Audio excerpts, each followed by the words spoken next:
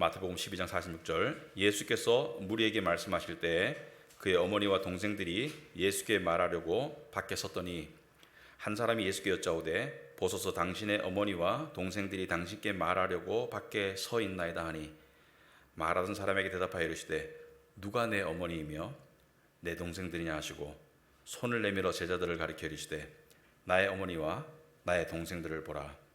누구든지 하늘에 계신 내 아버지의 뜻대로 하는 자가 내 형제요 자매요 어머니이니라 하시더라. 아멘. 앉으시기 바랍니다. 말씀을 듣고 기도하도록 하겠습니다. 아버지 하나님, 오늘 저희들이 이렇게 또 예배 자리로 모였습니다. 특별히 예배는 저희가 하나님을 찬송하고 또 감사하고 영광 드리는 깊은 자리이기도 하지만, 동시에 하나님께서 당신의 사랑하시는 자녀들을 영의 양식으로 먹이는 그러한 자리라고 믿습니다. 이 시간 저희들의 마음의 밭을 하나님께서 옥토로 만들어 주시고, 하나님의 말씀을 통해서 저희들에게 가르침과 깨우침과 또 은혜와 능력과 은혜를, 복을 허락하여 주시옵소서. 그래야 해서 저희들이 성도로서의 삶을 살아갈 수 있도록 주님 일으켜 세워 주시옵시고 힘을 주시옵시고 또 삶의 질서와 평강을 허락하여 주시옵소서. 이 시간 저의 입술을 주장하여 주시옵소서. 하나님 아버지, 저의 미련함을 넘어서서 성령의 지혜를 주시옵시고 또 하나님께서 저의 나약함을 넘어서서 강함으로 들어서 주시옵시고, 우리 성도들의 마음 가운데도 하나님께서 역사하셔서 마음의 생각과 또 묵상이 하나님 앞에 연락될 수 있도록 주님 인도하여 주시옵소서. 모든 것 감사하며 예수님 이름으로 기도합나이다. 아멘.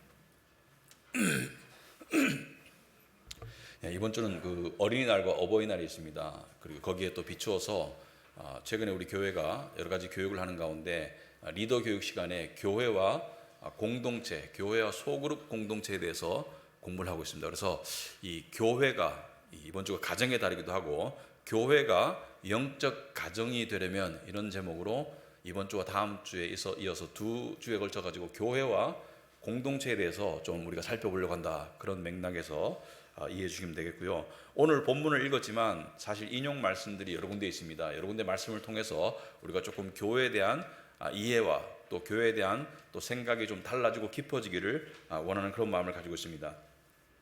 여러분, 이 세상에 여러 가지 공동체들이 있습니다. 여러 가지 집단이 있지만은 이 가족만큼 신비로운 것이 없는 것 같아요.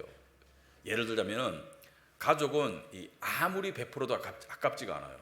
그러니까 아무리 써도 아깝지가 않은 게 가족입니다. 세상은 이 베풀고 또 베품을 받고 이 지불하고 대가를 얻고 이렇게 계산이 있을 수밖에 없고, 그리고 내가 하는 만큼 급부가 있어야 된다고 계산을 하기 마련인데, 가족은 베풀면서도 아깝지가 않아요. 정상적입니다. 특히 부모가 자식에게 아무리 좋은 것을 먹이고 입혀도 아깝지가 않아요. 더 해주고 싶죠. 굉장히 이상한 공동체입니다. 또 두 번째, 가족은 아무리 희생해도 억울하지가 않아요. 그러니까 특히 부모들이 직장생활 하면서도 이렇게 뭐 양육하면서 굉장히 희생이 따르거든요. 굉장히 어려움이 있고 또 때로는 또 수치 또는 그 고통을 느끼지만 희생하면서도 억울하지가 않아요. 오히려 가족이 있기 때문에 희생으로 나가는 경우가 많습니다.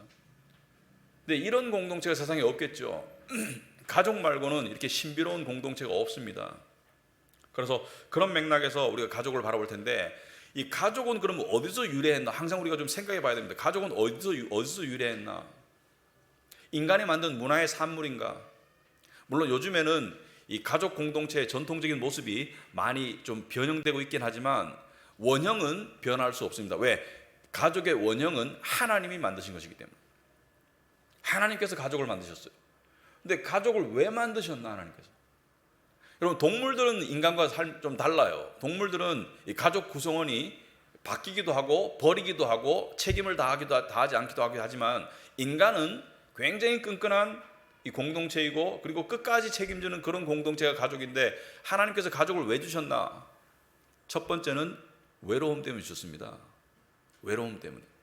아담을 만드시고 난 다음에 사람이 혼자 있는 것이 외로우니까 하와를 만드셨어요. 근데 이 세상이 사실 그죠, 외로움이 굉장히 무서운 적이에요. 우리가 외로움을 좀 쉽게 생각할 때가 많은데, 이 외로움도 익숙해지다 보면 외롭지 않고 싶어져요. 무슨 말이냐면은 사람이 외로움에 익숙해지면 외로움에 자기 연민을 그냥 즐기는 상태가 되고, 그게 좀 심화되면 우울증으로 발전하고요, 우울증이 좀 더 심화되면 극단적인 선택을 하게 됩니다.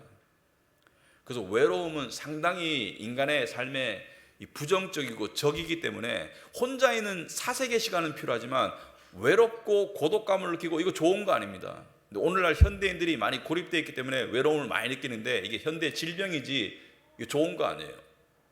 또 가족을 왜 주셨나? 두 번째는 경제적 공동체를 주셨습니다. 무슨 말이냐면은 이 가족은 굉장히 오묘하죠. 뭐냐면은 가족은 이 가족 구성원이 몇 명 있더라도 그 중에 한 명, 두 명, 심지어 한 명, 그러니까 누가 돈을 벌어오면 그것을 함께 나누는 것이 가족이죠. 그래서 이 고대 사회에서는 가족이 굉장히 좀 대가족이고 또 친족 개념이 있었기 때문에 이 가족의 범위가 훨씬 넓었어요. 그래서 이 가족이 점점 불어나는 것이 굉장히 경제적으로 안정성을 부여하고, 그리고 일할 수 있는 그 연령대가 되는 가족들이 많을수록 경제적 이 능력이, 경제적 안정성이 확보되기 때문에 이 가족은 경제적 공동체입니다. 그래서 이 가족이 여러 명 있어도 한둘만 잘 되면 가족은 괜찮아요.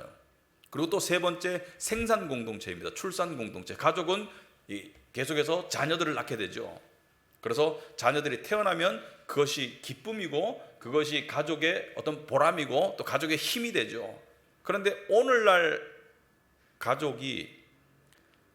많은 외롭고 경제적으로 불안하고 또 어떤 생산의 기쁨이 많이 줄어든 이유가 여러 가지가 있겠지만은 이 가족이라는 면에서 봤을 때는 가족 공동체의 변화가 여기에 크게 기인합니다. 무슨 말이냐면 지금은 대가족, 친족 가족이 아니고 직계가족 시대죠. 그 대가족이 아니고 핵가족 시대죠. 그러니까 부모 자식 간의 가족 관계로 축소되었어요. 옛날에는 사촌도 가족이었습니다. 물론 형제들은 당연히 모여 살았고요. 또 할머니, 조부모, 부모, 자식, 증조부, 형제, 자매들 많이 모여 살았습니다. 그리고 사촌도 사실은 넓은 의미에서 친족 가족으로 들어가가지고 같이 운명을 했는데 지금은 핵가족 시대예요.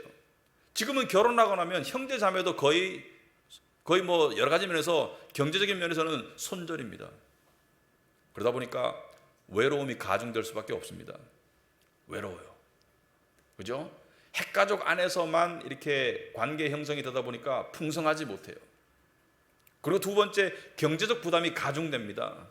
옛날에는 대가족 시대에서는 이 많은 사람들이 함께 부담을 지는 것이 이제는 특히 이 혼자 살게 이 독신 가족이 되면, 가정이 되면은 나 혼자 책임져야 돼요. 경제적 부담이 가중될 수밖에 없고요. 그리고 요즘은 출산을 많이 안 하죠. 그리고 출산을 하더라도 뭐 동생 집에 애가 태어난 것은 조금 기쁜데 사촌이 자식 낳았다 별로 와닿지가 않을 거예요. 왜냐하면 대가족이 해체되었기 때문에. 그래서 출산의 일도 많이 빈도수가 적고 범위가 좁기 때문에 그 기쁨도 많이 적어졌어요. 가족이 소중하죠. 굉장히 소중합니다. 하나님께서 주신 어떻게 보면 인생의 최고의 보루가 가족이에요, 일반적으로. 그런데 오늘 예수께서는 이 가족의 의미를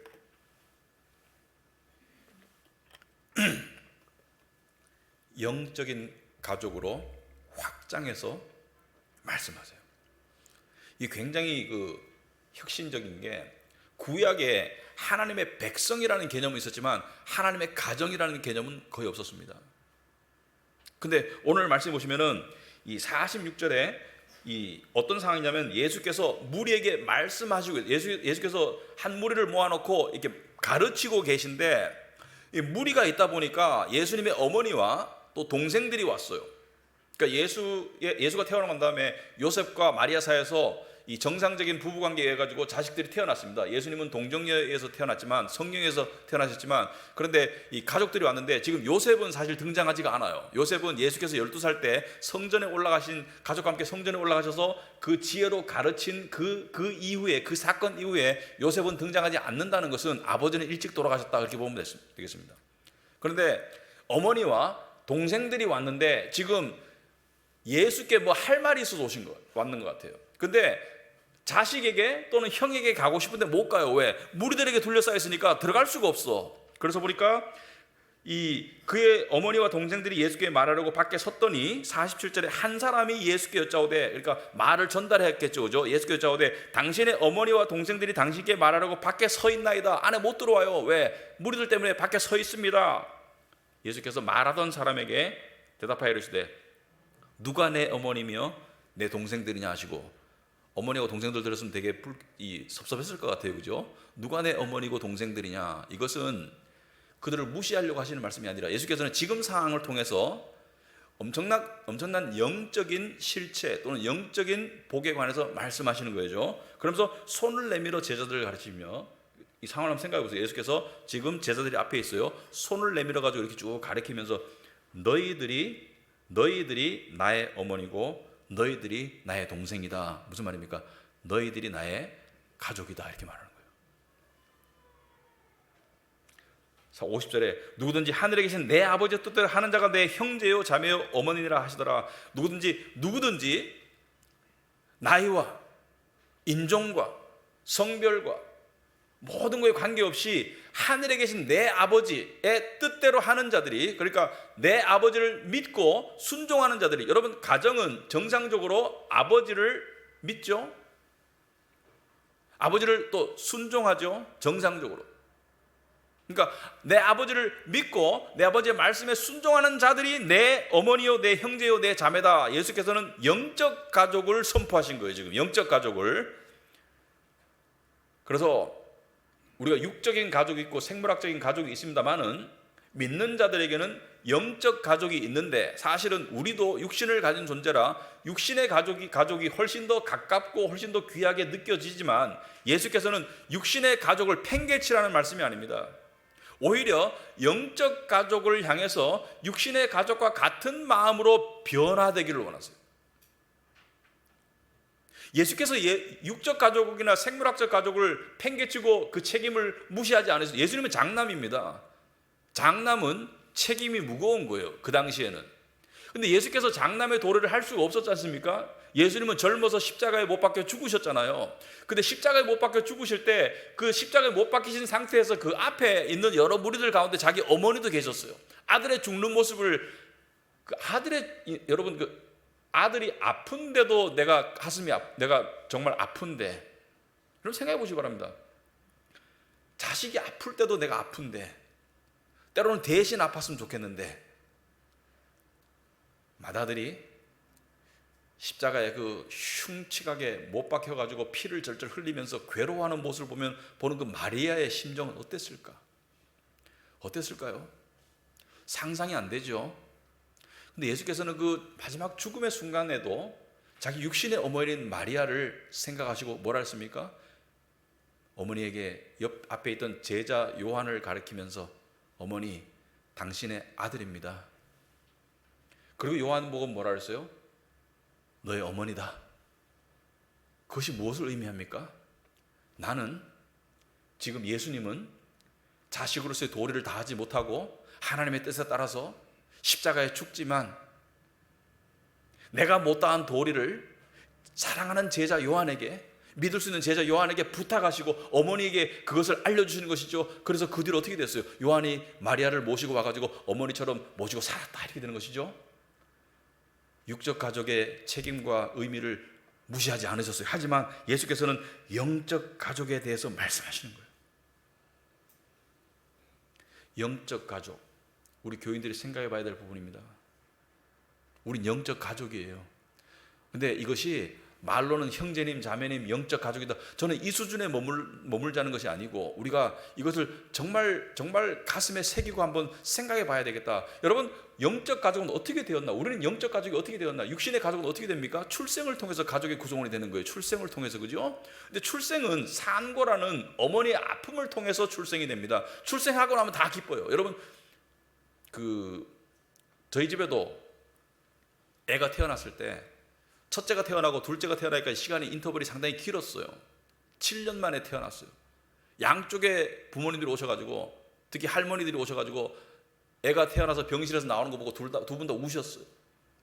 너무 기뻐서 우셨어요. 출생은 아픔을 통해서 이루어지지만 태어나면 기쁘죠. 예수께서 십자가에 가시기 전에 이 출생의 비유를 통해서 당신의 십자가의 고통과 산통을 비유하셨고, 그것은 동시에 무엇을 말씀하시는 것입니까? 나의 십자가의 산고와 같은 고통을 통해서 너희들이 하나님의 자녀로 태어날 것이다. 그래서 요한복음 16장에 예수께서 십자가에 가시기 전에 이렇게 말씀하셨습니다. 여자가 해산하게 되면 그때가 이르렀으므로 근심하나 아기를 낳으면 세상에 사람 난 기쁨으로 말미암아 그 고통을 다시 기억하지 아니하리라. 여러분 무슨 말인지 알겠죠? 여자가 해산하게 되면, 출산이 가까이 되게 되면 그때가 이르렀으므로 근심하나. 예수님이 근심하고 계세요. 겟세마네 동산에서 피를 흘리시면서 근심하셨어요. 왜? 십자가의 고통 때문에. 근심하지만 아기를 낳으면, 내가 십자가에 죽고 부활하면, 너희들이 거듭나게 되면 너희들이 거듭난 기쁨으로 말미암아 그 고통을 다시 기억하지 않을 것이다 라고 지금 말씀하시는 것은, 예수께서 당신을 십자가의 고통을 산고의 고통으로 비유하시고 당신의 십자가와 부활을 통해서 태어날 그 자녀들을 이야기하시는 거예요. 그리고 또 예수께서는 부활하시고 가장 먼저 누가 예수를 알아봤습니까? 마리아. 예수의 무덤에 와가지고 예수의 이 시신을 다시 이렇게 보살피려고 왔던 그 여인들 중에 하나가 마리아였어요. 근데 시신이 없었어. 무덤에 돌은 굴러져가지고 무덤 열려있고 시신이 없었어요. 마리아가 슬피 울면서 예수가 나타났는데 예수인 줄 모르고 그 무덤직인 줄 알고, 당신이 시신을 옮겼으면 알려주세요. 그럴 때 예수께서 요한복음 20장에 보시면은, 여러분 장면을 생각해 보시면 예수께서 마리아야. 마리아 깜짝 놀랐겠죠. 시신이 없어진 줄 알았는데 살아서 돌아왔어. 마리아야. 마리아가 돌이켜 히브리 말로 라보니, 선생님. 살아 돌아온 거.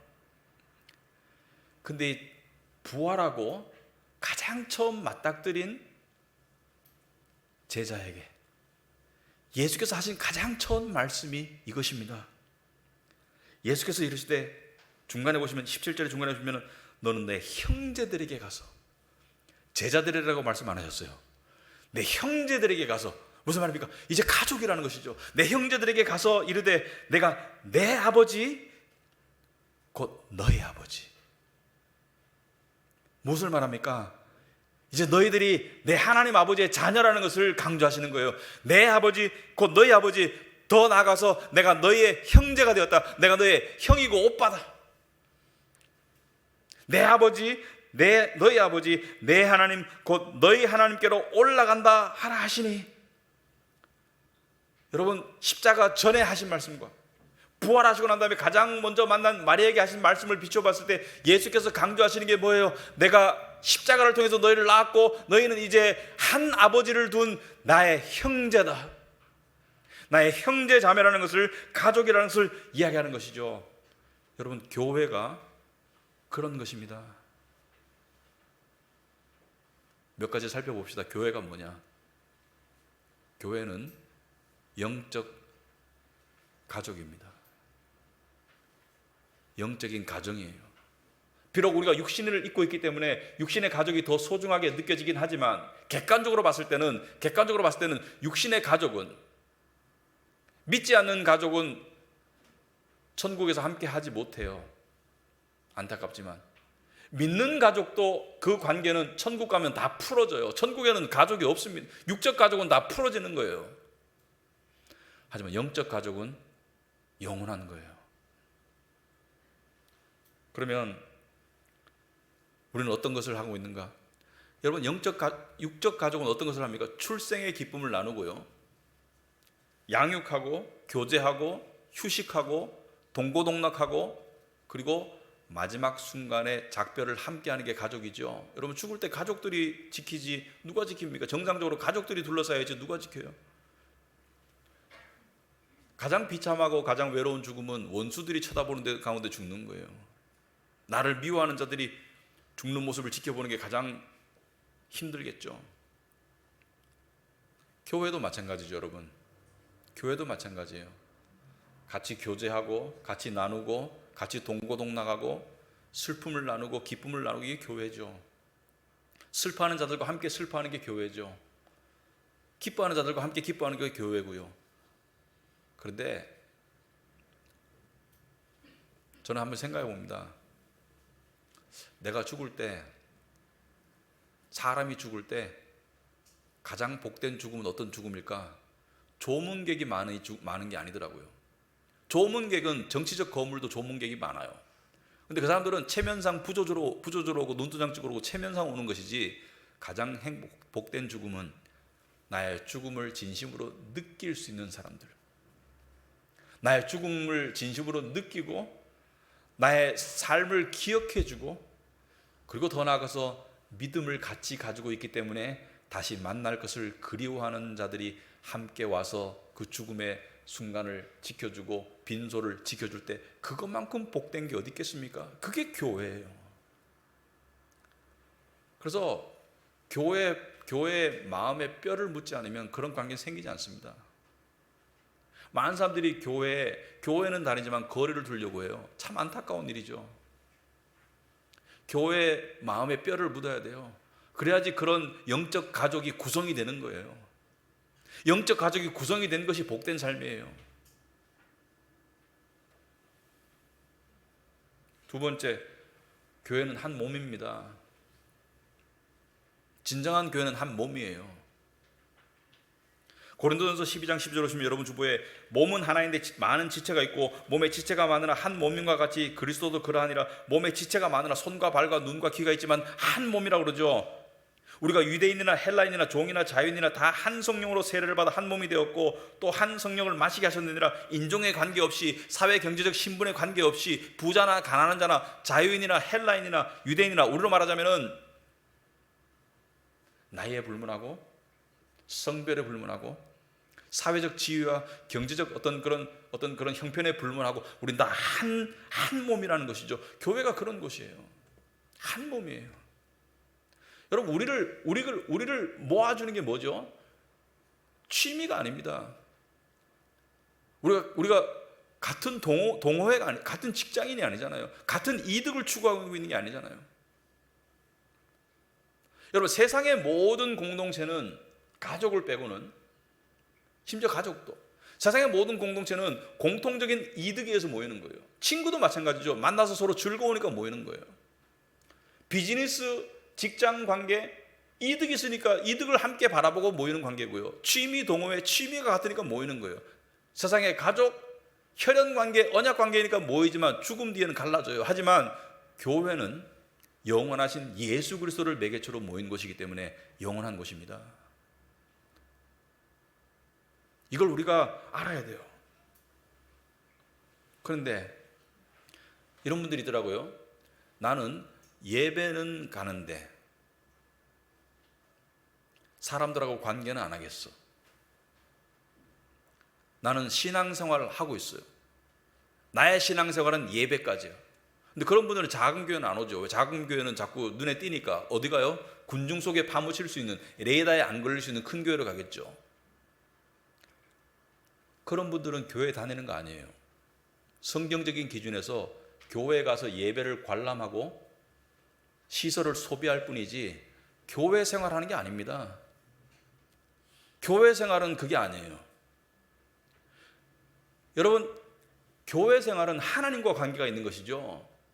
신앙생활은 하나님과 관계를 맺고 하나님을 사랑하는 것인데, 성경에 보이는 바 형제를 사랑하지 않는 자가 보이지 않는 바 하나님을 어떻게 사랑할까라고 하는 것은, 보이는 바 형제들과 관계가 없는데 어떻게 하나님과 관계를 맺느냐라고 똑같은 말을 하고 있는 거예요.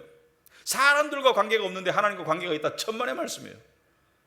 자기 혼자 지적인 착각에 빠져 있을 뿐이지 실제적인 신앙생활이 아니죠. 사람과의 관계 속에서 하나님과의 관계가 맺어지는 거예요. 수직적인 하나님과의 관계 속에 수평적인 형제 자매들과 관계가 함께 가는 것이지 둘 중에 하나만 갈 수 없습니다.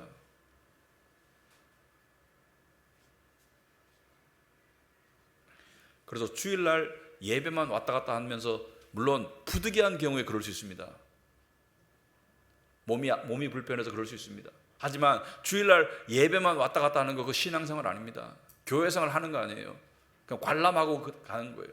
그냥 손님인 거예요. 영적 가족이 아닌 거예요. 그러면 교회 안에서는, 영적 가족 안에서는 어떤 일들이 일어나나? 여러분, 가족들이 가장 많이 하는 게 뭡니까? 같이 먹는 거죠. 같이 식사하는 거 아닙니까? 요즘 바빠서 많이 못하는 분들도 있는데, 식사하는 게 가족들이 가장 자연스럽고, 어버이날 모여가지고 가장 자연스럽게 하는 게 뭐예요? 같이 식사하는 것이죠. 영적 가족도 같이 영의 양식을 먹습니다. 여러분, 예배의 의미가 여러 가지가 있겠죠. 하나님을 찬양하고 영광스럽게 하는 예배의 의미도 있지만, 예배의 또 다른 소중한 의미는 우리가 함께 영의 양식을 먹는 거예요. 지금 여러분들이 영의 양식을 먹고 있기를 바라요. 하나님이 주시는 말씀의 양식을 먹고 있기를 바라요. 그리고 먹으면서 잘하시길 바랍니다. 여러분, 한동안 우리가 코로나 때문에 온라인 예배가 대안이 될 수밖에 없었습니다. 오늘부터 우리 교회가 이제 영상 예배 송출을 안 해요. 각별히 코로나에 걸리신 분들에게 송출을 하지만 공개적으로 하는 건 안 합니다. 왜? 어쩔 수 없이 했지만 그것은 인스턴트 식품에 불과해요. 그것은 영양가가 많이 떨어지는 대안에 불과하지, 진정한 음식은 뭐예요? 집에서 어머니가 정성스럽게 요리한 음식보다 더 좋은 음식이 없잖아요. 그래서 우리가 예배하면서 하나님이 주시는 영의 양식을 함께 먹는 거예요. 함께. 두 번째, 가족들은 뭐예요? 삶을 나누는 것입니다. 사도행전 2장 44절 오시면 삶을 나누는 모습이 있죠. 교회가 가족으로서 믿는 사람이 다 함께 있어 모든 물건을 서로 통용하고 또 재산과 소유를 팔아 각 사람의 필요를 따라 나눠줬다 그러죠. 무슨 말입니까? 돈이 많은 사람은 많은 대로. 여러분, 가족이 그렇잖아요. 가족이 버는 사람은 버는 사람이 생활비를 내지, 안 버는 사람은 생활비 안 돼도 돼요. 그래도 먹는 거 똑같고 누리는 거 똑같은 게 가족이죠. 예를 들어서 돈 많이 버는 가족은 해외여행 가고, 돈 많이 못 버는 가족은 집에 있어라, 그렇게 안 하잖아요. 같이 가잖아요. 이게 가족이잖아요. 교회도 마찬가지죠. 많이 버는 사람 많이 버는 대로, 적게 버는 사람 적게 버는 대로, 안 버는 사람은 안 내도 되는 게 교회입니다. 그래서 11조의 원리가 그건 거예요. 많이 버는 사람 많이 내라, 적게 버는 사람 적게 내고, 못 버는 사람은 내지 말아라. 하지만 함께 먹고 함께 누리는 것이 교회이다. 왜? 가족이기 때문에. 또 더 나아가서 가족이기 때문에 형편이 나은 사람이 형편이 어려운 사람을 도와주는 게 교회 가족이죠. 그래서 우리 교회도 그걸 하잖아요. 물론 광고는 안 하죠.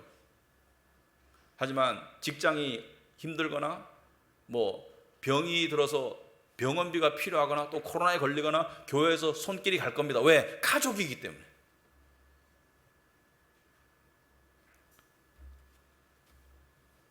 (46절에) 날마다 마음을 같이하여 성전에 모이기를 힘쓴다. 날마다 마음을 같이하여 성전에 모이기를 힘쓴다. 이 가족이죠. 모이기를 힘쓰는, 가족은 자주 모여야 가족이죠. 요즘 가족들이 굉장히 힘든 가족들이 많아요. 왜?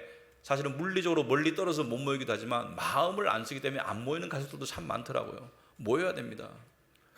코로나 때문에 명절 때 잘 못 모였는데 이제 모여야 돼요. 모이는 게 가족이에요. 봐야지 가족이죠.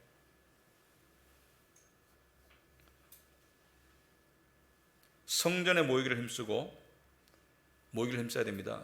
예배, 성경 공부, 기도 모임, 모이기를 힘써야 돼요. 제가 보니까요, 이게 닭이 먼저인지 알이 먼저인지 모르겠어요. 모이기에 힘쓰는 사람들이 참 영적인 복이 있더라고요. 근데 모이기를 게을리하고 소홀히 하는 사람들이 점점 더 영적으로 메말라가고 삶도 메말라가더라고요. 그게 하나님의 이치예요. 코로나 때 이런 말씀하신 분들이 있더라고요. 현장 예배를 못 드리니까 영적으로 메말라간다. 좋은 거 깨달았습니다. 우리는 온라인으로 안 되는 게 있어요. 온라인으로 회의도 되고 정보 전달도 되지만 온라인으로 안 되는 게 있습니다. 성도 간의 교통이 안 돼요. 성령의 교통이 온라인으로는 안 돼요. 온라인 교회가 생긴다고 하는데 그거는 사탄이 하는 짓이에요. 성도의 교통이 온라인으로 안 됩니다. 떡을 떼며 같이 먹으라는 것이죠. 여러분, 음식을 이 가족과 나누는 데는 의미가 있는 것이죠. 그 가족의 마음을 모아주는 게 음식입니다. 떡을 떼며 기쁨과 순전한 마음으로 음식을 먹고, 이게 가족이에요. 가족이 예배 공동체고 또 나눔 공동체라면 또 가족은 어떤 곳인가? 가족은요, 여러분, 가족은 세상을 향한 힘을 서로 북돋우는 게 가족이죠. 무슨 말이냐면, 여러분, 살다 보면 우리는 세상에 여러 가지 도전과 숙제에 직면하죠. 공부하는 학생은 학생대로, 또 경제활동을 하는 사람들은 그 사람대로, 직장생활 하는 사람대로 세상에서 살아남기 위해서, 세상이 주는 숙제를 풀기 위해서, 세상이 경제적인 숙제를 줘서 풀어야 되죠. 집값이 올라가, 이 숙제를 풀어야 됩니다. 세상이 질병을 줬어, 질병의 문제를 풀어야 되죠. 미래에 대한 어떤 결정을 해야 돼, 그 숙제를 풀어야 되죠. 근데 가족들이, 정상적인 가족은 어떻게 합니까? 모여가지고 함께 숙제를 풀잖아요. 함께. 그리고 숙제를 푸는데 힘들면 도와주잖아요. 자식이 힘들고 헐떡거리면 부모가 나서서, 또는 형제들이 함께 힘을 모아서 도와주는 게 가족 아닙니까? 마찬가지로 교회도 힘을 얻는 곳인데, 교회가 힘을 줄 수 있는 곳인가?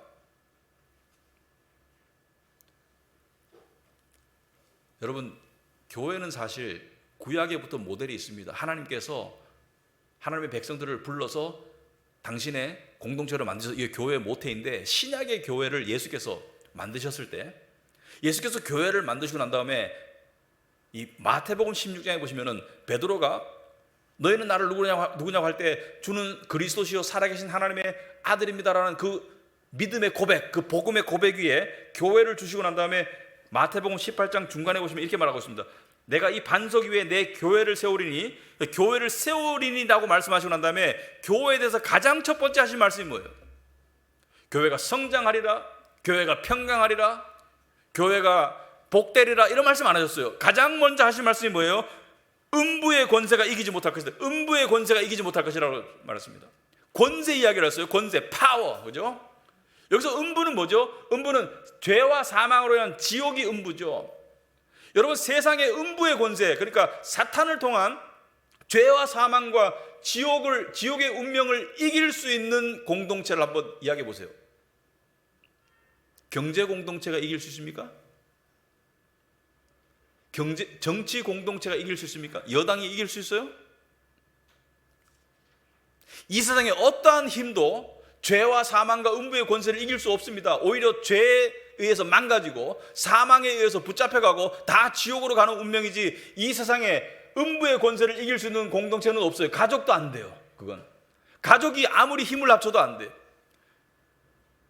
아무리 돈 많고 아무리 권력 있는 가족도 음부의 권세를 이길 수 없습니다만은, 음부의 권세를 이길 수 있는 공동체가 딱 하나 있어요. 바로 그 교회예요.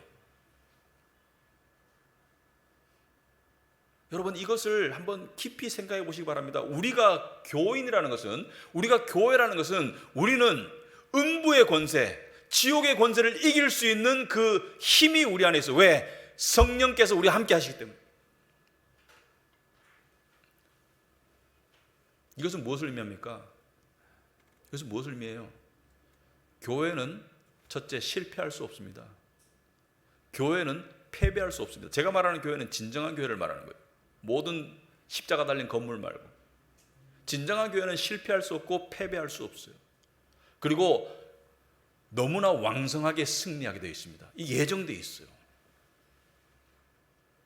여러분, 이 영광스러운 교회의 일원이고 내가 가족이라는 것을 내가 생각한다면, 그것이 내 삶에 정말 믿음의 확신과 자신감을 안 줄 수가 없고요, 그것이 내 삶 전반에 영향을 안 미칠 수가 없습니다. 이걸 우리가 생각을 해봐야 돼요. 믿어야 돼요. 여러분, 세상에 많은 조직이나 공동체들이 자신의 존재의 안위와 또 발전, 또는 살아남을 수 있을까, 예를 들어서 경쟁 상대와 싸워서 이길 수 있을까를 고민하고 노력하고 있어요. 예를 들어서 마트의 멤버십이 요번에 보니까 넷플릭스의 구독자가 줄었다 이런 거 있죠, 그죠? 구독자가 늘어야 되는데 구독자가 줄었어요. 그래서 보니까 이 주가가 박살났어. 예를 들어서 회사들 보면은 내년에 매출이 올해보다 늘 수 있을까? 매출 증가, 수익 증가. 예를 들어서 개인적으로 건강이 나아질 수 있을까? 여러 가지 것들을 우리가 고민하죠. 그런데 교회는 한 번도 멤버십이 준 적이 없어요. 진정한 교회는 물론 한국 교회 성도가 지금 줄고 있습니다. 많은 목사님들이 걱정해요. 10년 뒤에 지금의 반이 될 거래요. 젊은 사람들이 많이 안 나가지고 10년 뒤에 지금의 반이 될 것이고 많은 교회들이 문 닫을 것이다 염려해요. 그러나 그 염려는 우리 눈에 보이는 그냥 현세적인 염려고, 예수 그리스도의 진짜 교회,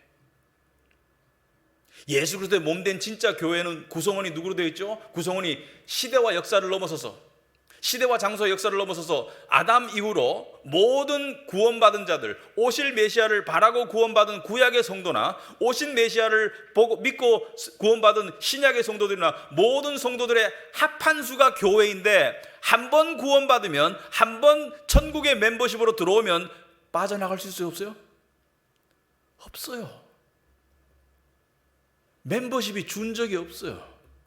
중세 암흑기에도 멤버십이 늘어났어요. 왜? 구원받은 자들은 조금이라도 늘어났으니까. 오늘도 멤버십이 증가하고 있습니다. 아프리카, 아시아, 아메리카 어디에서든지 구원을 받으면 교회는 멤버십이 늘어나고 있어요. 카비넌트 교회 멤버십이 줄 수는 있습니다. 늘 수도 있고요. 하지만 하나님의 교회 멤버십은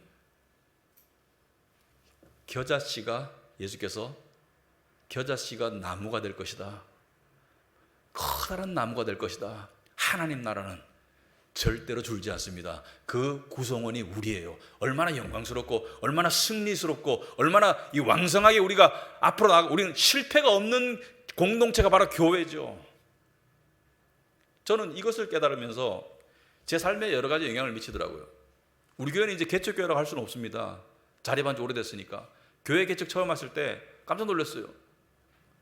한국에서 교회 개척하면 10개 중에 9개는 문 닫는데, 강남 3구에서 개척하면 97개가 문 닫는데요. 100개 중에. 그럼 사실인지 모르겠지만은 제가 딱 들었을 때 그럼 나도 문 닫을 수 있겠네, 확률적으로. 그런데 카비넌트 교회가 문 닫았다고 해가지고 하나님 나라가 조금도 지장 없습니다. 카비넌트 교회가 제가 목회 개척해서 문 닫게 되는 상황이 오더라도 하나님 나라의 저의 멤버십은 그대로 유지가 됩니다. 이것은 멤버십 갱신도 필요 없고 멤버십 회비도 안 받아요. 왜? 예수께서 이미 다 영원토록 지불하셨기 때문에. 아멘. 그게 우리 성도입니다. 그것을 깨달을 때 삶에서 두려움이 줄어요. 불안감이 줄어요. 우울감이 줄어요. 왜? 이걸 생각할 때 내가 너무나 놀라운 교회의 일원이잖아요. 그래서 예수께서 내가 천국 열쇠를, 마태복음 16장 19절에 천국 열쇠를 네게 줄 것이다. 교회에게 천국 열쇠를 줬다고. 그리고 네가 땅에서 무엇인지 매면 하늘에서 매일 것이요 네가 땅에서 무엇인지 풀면 하늘에서도 풀릴 것이다. 자, 맨다 풀린다. 이것을 해석이 분분한데 이렇게 볼 수 있습니다. 천국 백성으로 매면 하늘에서도 매이고, 지옥에서 풀어지면 하늘에서도 지옥에서도 풀려나는 그런 역사가 있을 것이다. 그런데 이것은 무엇을 말하느냐? 이것을 뜻합니다. 진리를 바탕에 둔 진정한 교회에서 발생하는 일과 천국에서 발생하는 일은 같다. 진리의 복음에 진정한 교회의 충실한 신실한 믿음의 일원은 천국 백성이 맞고, 진리의 교회에서 그것을 교회를 분란을 일으키고 교회를 공격하고 또 이간질하는 사람은 천국의 명단이 없어요.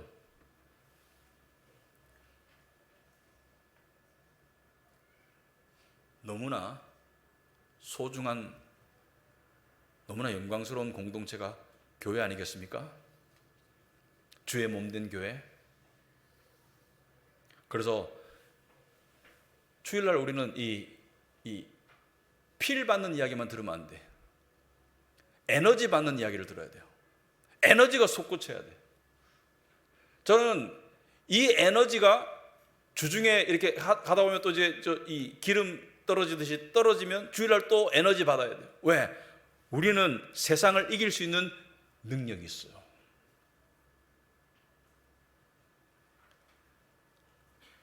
구체적으로 말하자면 우리가 세상에 무언가가 무섭다는 것은 이 믿음의 에너지가 떨어졌기 때문이고, 세상에 누군가가 부럽다는 것은 이 믿음의 에너지가 떨어졌기 때문이에요. 이 믿음의 에너지가 충만하면 부러울 수가 없어. 부러울 게 없어. 왜? 세상 만물보다 더 소중한 것을 가졌는데 뭐가 부럽겠어요? 두 번째, 교회는 두 번째가 아니고 네 번째죠. 여러분, 가족은 쉼을 얻는 곳입니다. 세상에서 지치고 얻어터지고 육체적으로 피곤하고 정신적으로 얻어터졌을 때 집에 와서 어떻게 해요? 정상적인 가정은 어떻게 돼요? 쉼을 얻는 것이에요. 쉼을 어떻게 얻나? 육체적으로 쉬면서도 쉼을 얻지만 어떻게 쉼을 얻어요? 있었던 어려운 일들을 가족과 나누면서 위로받고 또 서로 함께하고, 또 믿음의 가족 같으면 같이 기도하겠죠, 그죠? 여보, 이런 일이 있었는데 힘들었어. 그래, 이해해. 잘 될 거야. 우리 하나님께 기도합시다. 이게 가족이죠. 교회도 마찬가지예요. 예수께서 뭐예요? 수고하고 무거운 짐진 자들아 다 내게로 오라. 다 오라는 거예요. 그 문제가 무엇이든지 간에, 그 짐이 얼마나 무겁든지 간에 수고하고 무거운 짐진 자들은 다 내게로 오라. 여기서 다는 믿는 사람 전부를, 식구들을 말하는 거예요. 식구. 내가 너희를 쉬게 할 것이다. 여러분, 신앙생활의 맛이 이런 거 아니겠습니까? 무거운 짐을 지고 있을 때 주님께 그것을 맡길 수 있는, 얼마나 복된 거예요. 그래서 우리가 주일을 뭐라 그래요? 안식일이라고 하죠. 안식일. 물론 주일날 봉사도 하고 여러 가지도 하지만 주일은 안식일이에요. 안식일은 뭡니까? 영육간에 쉼을 얻으라는 거예요. 그래서 여러분, 예배도 사실은 먹지만 이것을 통해서 회복하고 또 영적으로 쉼을 얻는 것이고요. 우리 케어그룹 모임도 그 쉼을 얻기 위해서 가는 거예요. 가서 나누고 하면서 위로받고 서로 공유하고 슬픔을 나누고 기쁨을 나누고 쉼을 얻는 것이에요. 말씀을 나누고 쉼을 얻는 것이에요. 근데 주일 예배와 교제 가운데 영적인 회복이 없다. 그러면 둘 중에 하나입니다. 교회가 잘못되었든지, 그 사람이 잘못되었든지, 아니면 둘 다 잘못되었든지, 셋 중에 하나겠네요. 교회가 올바로 복음을 전하고 내가 올바른 성도로서의 삶을 살면 반드시 영적으로 회복과 쉼이 있어야 됩니다. 이것이 교회입니다. 그리고 교회의 특징 마지막으로, 모두가 다 진정한 교회는 아닙니다. 안타깝게도. 진정한 교회는 이러한 특징이 있어야 돼요. 어떠한 특징이 있어야 됩니까? 에베소서 2장 20절에 너희는 사도들과 선지자들의 터 위에서 세우심을 입은 자라. 사도들과 선지자들의 터 위에 세우심을 입어야 돼요. 사도들과 선지자들의 터가 뭡니까? 선지자는 구약의 말씀 맡은 자들이고 사도는 신약의 말씀 맡은 자들인데, 사도가 먼저 나오는 것은 신약의 말씀이 구원과 더 명백하게 가깝기 때문에 그렇게 나온 것이다. 그런데 사도들과 선지자들의 터 위에 세움을 입으라는 것은 진리의 복음이 없이 그 위에 결속이 아무리 돼봤자 소용없습니다. 분명히 말하겠습니다. 제가 옛날에 살던 20년 전에 살던 소도시 한 8년 살았는데, 거기에서 가장 결속력이 있는 교회가 있었어요. 가장 컸습니다. 그 도시는 작은 도시 때문에 그 도시에 사는 사람들은 다 아는 교회예요. 안 믿는 사람들 다 알아요. 하도 별나서. 근데 얼마나 결속력이 있냐면, 그 끈끈함을 이루 말할 수 없을 만큼 끈끈해요. 왜냐하면은 그 교회 사람들은 자기 교회 교인들이 운영하는 인쇄소, 자기들이 교인들이 운영하는 식당, 자기들이 교인들이 운영하는 이 옷가게를 가도록 훈련을 받았어요. 그게 그 교회의 성장의 비결이었어요. 그래서 비즈니스 하려면, 자영업 하려면 그 교회를 가야 돼요. 심지어 안 믿는 사람도 그 교회에 가서 연결돼야지 서로 주거니 받거니 도움이 되더라고. 되게 끈끈해요. 제가 말씀은 듣고 기가 막혔습니다. 말씀은 참 개떡 같은데 저렇게 공동체가 찰떡 같을 수 있구나, 그런 생각을 했습니다. 진리 위에 서야지 되는 거예요. 에베소서 2장 20절에 너희는 사도들과 선지자들의 터 위에 세우심을 입은 자라. 그리스도 예수께서 모퉁이 돌은 주춧돌이 돼야 돼요.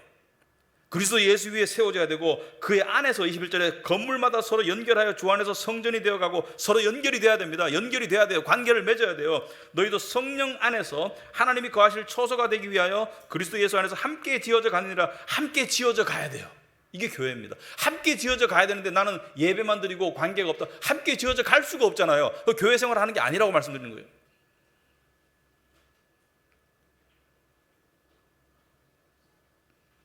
안타깝지만 코로나 조치가 해지되고 많은 사람들이 교회로 돌아오지만 안 돌아오시는 분들도 있어요. 우리 교회만이 아니고.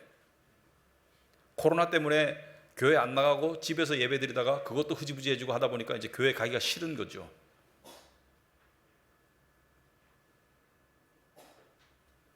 그것도 하나님이 하시는 일입니다.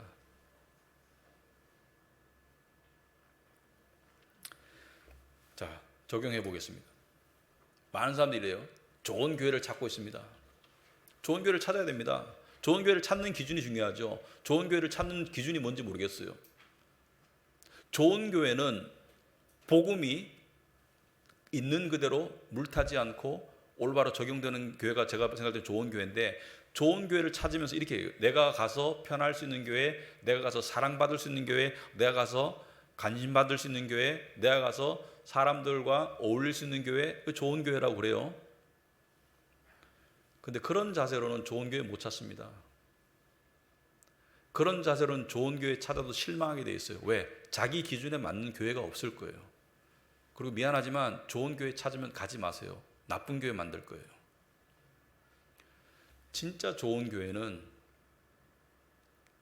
내 주위의 환경이 좋은 곳을, 나를 만족시킬 교회를 찾는 성도들이 모인 곳은 좋은 교회가 될 수 없습니다. 왜? 그런 사람들만 모이면 서로 만족을 구하고 있는데 서로 어떻게 좋은 교회가 돼? 좋은 교회는요,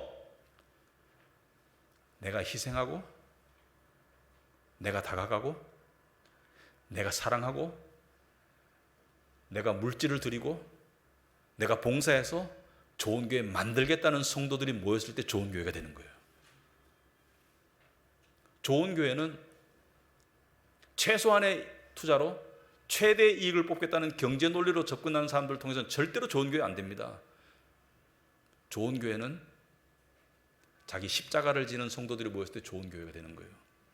여러분, 결혼 생활을 해가지고 좀 오래되신 분들 한번 제가 물어봅시다. 좋은 사람 만나는 게 더 중요해요? 아니면 사람 만나가지고 열심히 좋은 가정 이루도록 희생적으로 사랑하고 노력하는 게 더 중요해요? 물론 좋은 사람도 만나야 됩니다. 그런데 좋은 사람 만난다고 화목한 가정이 저절로 안 됩니다. 더 중요한 거는 좋은 아내, 좋은 남편, 좋은 가족 구성원이 되도록 노력하는 게 핵심이에요. 사실은 조금 안 좋은 배우자 만나도 그 노력이 서로 있으면 좋은 가정 만들어지더라고요. 제가 아는 어떤 가정은 아내가 정신분열적으로 신경질적이고 막 좀 성질이 좀 안 좋았어요. 그런데 다른 사람이 봤을 때 저런 아내하고 참 살기 참 힘들겠다. 자식 둘 낳고 딸 둘 낳고 살았는데. 근데 이 남편이 그럼에도 불구하고 희생적으로 섬기고 보살피고 그 자리를 지켰는데, 딸들이 나중에 커가지고 아빠한테 정말 진심으로 고마워하는 거예요. 아빠, 우리가 결혼해 보니까 정말 아빠 결혼 생활 힘들었을 것 같아. 그런데 아빠 그 자리 지켜주고 희생하고 그래서 우리가 이렇게 잘할 수 있었어요. 고마워요. 여러분, 둘 중에 하나만 정신 차려도 좋은 가정 될 수 있습니다. 둘 다 정신 차리면 제일 좋고요. 교회도 마찬가지입니다. 좋은 교회는 복음의 말씀이 살아있으면 돼요. 나머지는 희생해야 돼요. 시설이 엉망이라도 괜찮아요. 그런데 진짜 좋은 교회는 뭐예요? 내가 좋은 성도로서 희생하고 섬기고 사람들에게 다가가겠다고 그렇게 마음먹은 사람들이 모일 때 좋은 교회가 되는 거예요. 그러기 위해서는 첫째, 먼저 모이는 일에 충실해야 됩니다. 모이는 일에 충실해야 돼요.